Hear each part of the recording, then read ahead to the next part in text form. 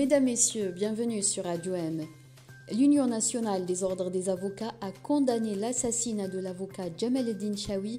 Dans un communiqué, elle a dénoncé un lâche assassinat et demandé à ce que justice lui soit rendue.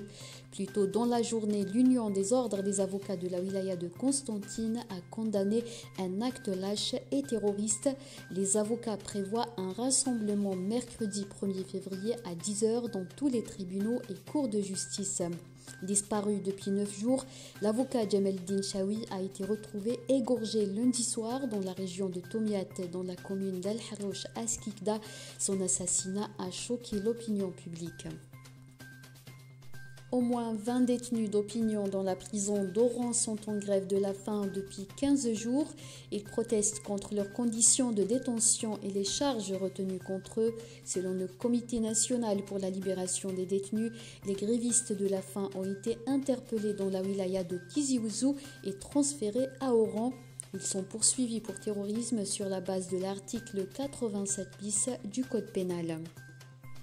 La commission en charge de l'affaire Pegasus au Parlement européen va se pencher sur le cas du Maroc le 9 février prochain. C'est ce qu'a rapporté le journal belge Le Soir. Le Maroc figure parmi une quarantaine de pays mis en cause dans ce scandale, mais jusque-là, il a été épargné par la commission Pegasus, rapporte la même source. En France, ils étaient des milliers à avoir répondu ce mardi à l'appel de l'intersyndicale. 500 000 personnes, selon les organisateurs, ont investi les rues de Paris pour protester contre la réforme des retraites. Au Pakistan, le bilan des victimes de l'attentat suicide contre une mosquée à Peshawar s'est alourdi à 100 morts. Le nombre de blessés est estimé à 220 personnes selon les autorités pakistanaises.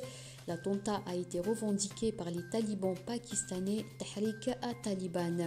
C'était la dernière information. Merci de votre attention.